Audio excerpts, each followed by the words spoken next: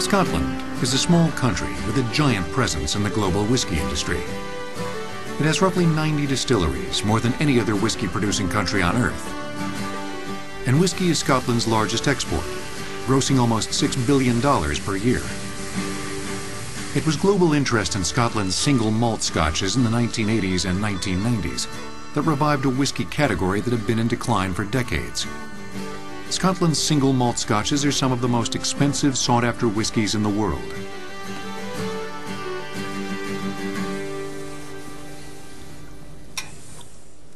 Single means it's the product of just one distillery. Malt means that it's made exclusively from malted barley. And Scotch means it has to be distilled and matured in Scotland in oak barrels for a minimum of 3 years. Here at the Glenlivet Distillery, we only produce one whisky, and that is the Glenlivet Single Malt. The Glenlivet is the world's #2 single malt whisky. A single malt like the Glenlivet may be sold on its own, or as part of a blended whisky, like Chivas Regal. Despite Scotland's reputation for single malts, 90% of its whiskies are sold as blends, which are more accessible to the tastes of the average consumer. When we create a blended whisky, you have to use about 30 single malts. So we're constantly exchanging whiskies with some of our competitor companies. Most Scottish distilleries only distill one Scotch, their own single malt. As a result, they must rely on other distilleries to contribute Scotches to their blend. There's a great deal of diversity to Scotch whiskies. There are 4 recognised whisky-making regions. Firstly, in the south of Scotland, an area known as the Lowlands. And the whiskies from the Lowlands tend to be very soft and gentle in their characteristic. Then we have a little island on the west coast of Scotland known as Islay. And the whiskies from Islay are very smoky, very pungent, very distinctive. The West Coast whiskies get their smoke from peat. The distilleries on the West Coast traditionally have always used peat to dry their malted barley. And when you burn the peat, it gives off a very distinctive smoke. This clings to the malted barley, and in turn it flavours the whisky. Then we have a huge geographic region known as the Highlands, and the malt whiskies from the Highlands tend to be fruity and spicy in their characteristic.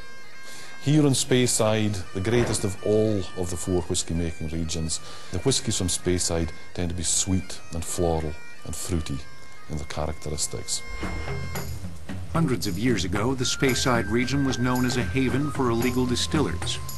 After the Battle of Culloden in 1746, where the English heavily defeated the Scots, the English taxed the making of Scotch whisky to such an extent that the Scots couldn't make it legally. So they all began making it illegally.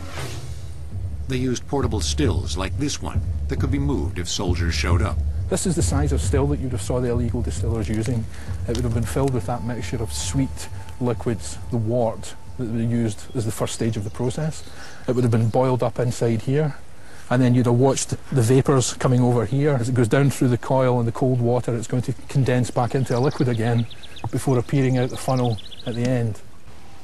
Today, water is still key to the operation of the distillery. We'll use probably in the region of 3 million litres of water a day, in between mashing, cooling, condensing. The distillery also consumes 40 tons of malted or germinated barley a day.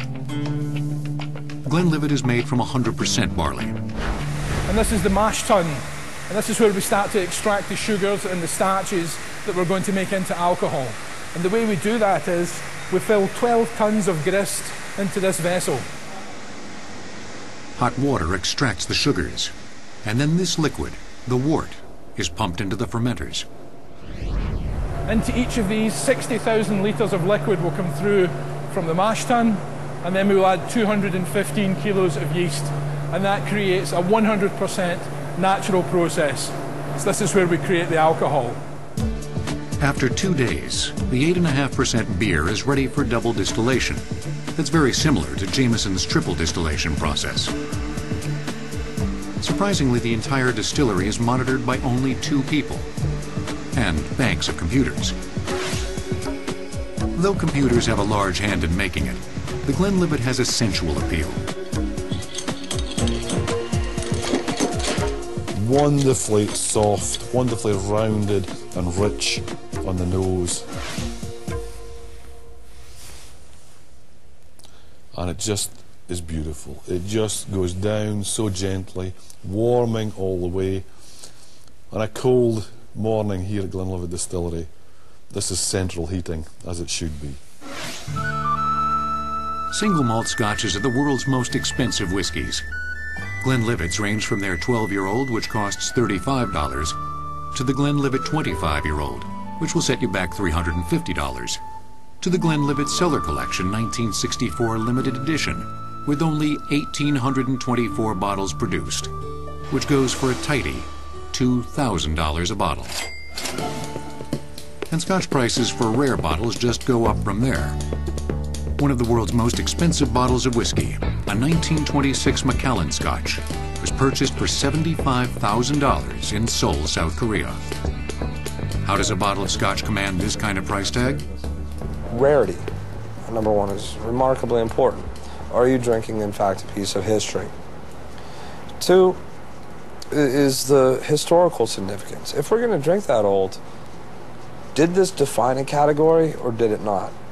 Why are people buying these $300, $400, $500 or and up whiskeys? It's a lot easier to go out and buy a $300 bottle of whiskey than it is a $40,000 sports car or a $600,000 vacation home.